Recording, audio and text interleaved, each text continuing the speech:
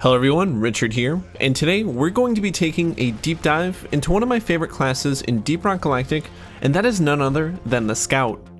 Fast, agile, and packing a devastating punch, Scouts are the eyes, ears, and coup de grace of any mining team.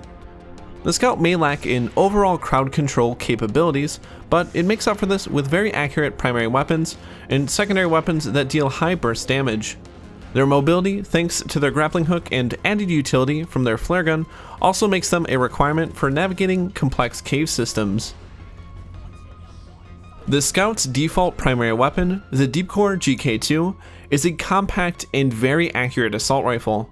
Its overall strengths are its medium and long-range effectiveness and relatively balanced approach, being fairly effective against any threat that may cross your path. Against basic enemies, it handles itself well in small numbers and can deal decent damage to more armored foes, especially when given space to maneuver. However, it is very efficient at dealing with distant ranged enemies like acid spitters, web spitters, and menaces. The Deepcore is an extension of the Scout's mobility and still remains effective when running and gunning. While its ease of use may make the weapon seem like it has a low skill ceiling, it has a lot of potential in high-level play, especially when dealing with high-value ranged threats. There are a ton of build potentials for this rifle, but a simple and straightforward setup I would recommend taking either gyro stabilization or supercharged feed mechanism for Tier 1, increased caliber rounds for Tier 2, improved propellant for Tier 3, hollow point rounds for Tier 4, and either battle frenzy or stun for Tier 5. For overclocks, any of the clean overclocks work well with this build. However, moving into balanced and unstable overclocks will likely require some upgrade adjustment to balance the weapon out. Upon reaching level 10 as the Scout and completing the appropriate weapon license assignment, you will gain access to the M1000, also known as the M1K, or definitely not the Space M1 Garand. The M1 is a powerful and extremely accurate battle rifle with the ability to spam fire at close range if need be. In the hands of a steady shot, the M1K can devastate distant foes and works exceptionally well against bosses and ranged enemies. This is helped even further by the ability to use charge shots by holding down your fire key to charge the weapon. This charge shot will deal additional damage and potentially other effects, although this is dependent on what upgrades you equip. While it may trade much of the GK2's close range ability for medium and long range effectiveness, it is a solid and very well-rounded weapon, all things considered. With the right upgrades and with some practice, it is a very competitive choice for any Scout. The upgrades I would suggest for getting you started would be increased caliber rounds for Tier 1, fast charging coils for Tier 2, killer focus for Tier 3, hollow points for Tier 4, and killing machine or hitting him where it hurts for Tier 5. Again, like with the GK2, both the clean overclocks work well with this setup, but venturing past that may require some upgrade recalibration. Next up, and moving on to the Scout's secondary weapons, we have the jury-rigged boomstick, often shortened to the boomstick or double barrel. While a fairly simple and crude weapon for a spacefaring race of dwarves, the double barrel is a powerful secondary for dealing with stubborn threats at close range. By default, it fires 8 pellets, dealing 12 damage, but with upgrades and overclocks, these numbers will likely be noticeably increased. It excels at tacking on burst damage to weak points of big enemies, such as Praetorians, Oppressors, and Dreadnoughts. In addition, it can also function reasonably well in crowd control with white phosphorus shells and blow-through rounds. The major limitations of this weapon include its aforementioned short range, limited ammo pool, and rather lengthy and frequent reloads. Thankfully, the latter two can be mitigated to some extent with some big brain upgrades and overclocks. Unfortunately, the short range is more of a feature and function of the weapon rather than a bug. For upgrades, there is a bit of flexibility depending on what overclocks you use, but in our case, we'll be designing a general purpose build revolving around the compact shells, special powder, or stuff shells overclock. For Tier 1, we'll be taking double-sized buckshot, Tier 2, double trigger, Tier 3, high capacity shells, Tier 4, super blow-through rounds, and finally either fear factor or white phosphorus shells for Tier 5. Upon reaching level 15 and completing the weapon license, you will gain access to the Zhukov UK17 SMGs, a pair of high fire rate machine pistols capable of shredding enemies at close to medium range. However, their blistering fire rate is a double-edged sword and will mean you will have substantial recoil and frequent reloads. To boot, they also have rather poor accuracy, although they can be useful at medium range with good aim and a conservative finger. They can deliver massive amounts of burst damage very quickly and are a bit more versatile than the boomstick thanks to their fully automatic nature. They primarily function as close-in defense against groups of enemies or as a way to quickly deliver damage to large creatures like Praetorians and Oppressors. Under ideal circumstances, a scout can easily bring down Praetorians with the Zhukovs without too much of a hassle. For upgrades, I typically run expanded ammo bags in Tier 1, quickfire ejector or supercharged feed mechanism in Tier 2, increased caliber rounds in Tier 3, hollow point rounds in Tier 4, and get in, get out for Tier 5. The best overclocks for this weapon are minimal magazines, custom casings, and gas recycling. However, if you take the latter, you should replace hollow points with expanded ammo bags in Tier 4. Like all other classes, the Scout comes equipped with 2 gadgets as well, and the Scouts benefit cave traversal and pair well with the last class we reviewed, the Engineer. First, and everyone's favorite, the grappling gun allows you to easily traverse caves and access hard to reach minerals and ledges that other classes would take much longer to reach. The grappling hook also works well in combat when maneuvering around an adversary is critical. Praetorians, and especially dreadnoughts and oppressors, will have trouble dealing with a scout proficient with his grappling hook. You can also use this to outmaneuver a swarm, drawing them away from a downed teammate only to quickly return the enemy dozens of meters away. While the grappling hook is pretty awesome, make sure you have a way down, either with a platform from an engineer or by using the hover boots perk. Fall damage can and will get you killed if you are too reckless with the hook.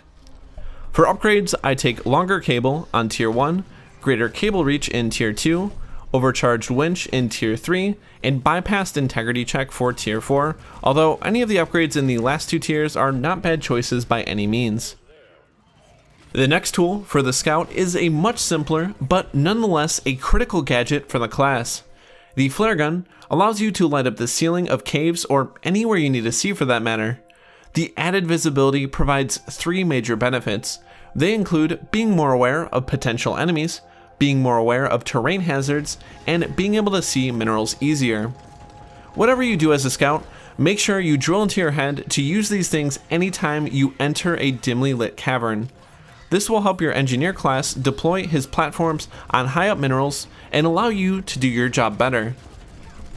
In mule recovery missions, the flares can be crucial too for illuminating the drop pod when defending, allowing your team to see enemies attacking from afar or from above. For upgrades, I recommend thicker core in Tier 1, high capacity magazine in Tier 2, and either expanded ammo bags or magnesium core for Tier 3. In addition to his tools, the Scout also has access to 3 different grenades, all of which function more as extra gadgets rather than purely offensive devices. The default throwable for the Scout is the Inhibitor Field Generator, or IFG for short. With a maximum capacity of 6, the IFGs are meant to be used a bit more liberally than other grenades and slow down and weaken enemies caught within its radius. Weakened enemies will take 30% increased damage from all sources and an additional 30% from weapons with the conductive bullet upgrade. Their rather small radius and slowdown lends them to be more effective when used against small groups of enemies or large enemies. Overall, while not the strongest of the grenades for the Scout, they certainly are useful in the right hands and in the right situation. The next grenade for the Scout, the Cryo Grenade, does exactly what it says on the tin. Freezes most enemies almost instantly within its radius. Frozen enemies, in addition to being immobile, also take additional damage, making it excellent against tough enemies or as a get out of jail free card. Against dreadnoughts, however, it will require 2 grenades to freeze them or some assistance from an outside source. While they aren't as powerful as they used to be, the cryo grenades are still a formidable tool and can quickly put the brakes on an out of control swarm. They also have the added effect of instantly killing flying enemies such as Mactera and Breeders, and preventing enemies like the exploders and bulk detonators from exploding when killed. The final grenade, the pheromone canister, is probably the go-to for most high-level scouts as its utility is pretty powerful. Throwing the grenade will soak nearby enemies and cause all enemies except exploders to attack any creature coated in the yellow liquid. While this may seem like a carbon copy of the lure, this has the added effect of causing enemies to damage each other and, at the very least, will soften them up for you once the effect wears off. This can be very useful as a medic tool, allowing you to take the heat off you or another miner while a teammate gets revived.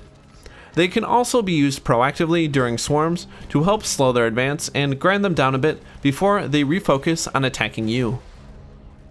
So now that we understand all the kit available to the scout, we're going to be taking a step back and looking at the big picture of how the scout fits in among a balanced team of miners. I would boil the scout down to having a few separate roles: the eyes and ears of the mining team, and usually the member taking point, the primary member responsible for dealing with long-range threats, the team's most effective medic, and the remote mineral retriever. Reconning for the team is important, and the scout has the mobility, tools, and weapons to do it. It can often avoid threats much easier than other classes and can allow it to get out of a room if they bite off more than they can chew. Their flare gun is also critical for reconning a newly discovered cavern. Both primary weapons for the scout are excellent at dealing with long-range targets thanks to their high accuracy, low recoil, and high DPS. While other classes can hit long-range targets, they typically aren't as ammo efficient as the scout. Threats such as spitballers, acid and web spitters, and menaces are all of primary concern for a scout. Thanks to the high mobility of the scout, disruptive capabilities of their grenades, especially the pheromones, the scout can effectively revive teammates better than any other class. They're also more able to quickly respond and kite enemies to help buy time to perform a revive. For that reason, I highly encourage scouts to take the field medic perk unless you have a team with another strategy that works. The final role is fairly obvious but important to emphasize. Scouts are the go-to for reaching minerals high on the walls and ceilings of caves. However, this is much easier when coordinated with an engineer, as they can set up platforms for the scouts to work from. Hover boots can be a good crutch if you have a problem with falling, although there are arguably better active perks you can take in lieu of this. For a nice and simple loadout for the scout, I would recommend the Deepcore GK2, Double Barrel, and Pheromone Grenade. For perks, I would suggest using Field Medic with the addition of Beastmaster or Iron Will for active, and Thorns plus Vampire for a passive, with the final passive slot up to your discretion. Use a little common sense, however, and tweak your perks accordingly to suit the mission and your team composition. Before we close out, a few good things to keep in mind when playing as the scout. First, remember your team does not have the same mobility as you, so make sure you don't die on a high up ledge, far away from rescue if you can help it. Second, communication is critical, especially between you and your engineer. Use your laser pointer to highlight distant minerals so you can deploy platforms underneath them. Third, and finally, don't forget your flare gun. It is a common problem among newer scouts, but the flare gun is a huge lifesaver and time saver, especially on higher hazard missions where completing objectives faster is very important. Overall, the scout is a very powerful and very useful class and an essential component of any good mining team. While its crowd control abilities may be lacking, its high maneuverability and utility more than compensates for this deficiency. Keep your eyes peeled and the caves illuminated, and you'll have no trouble scouting a path to victory. Thank you very much for watching. Let me know what your favorite scout builds and loadouts are in the comment section below. Join us next time as we wrap up the series and look at the final class, the Driller. Until then, happy hunting, miners.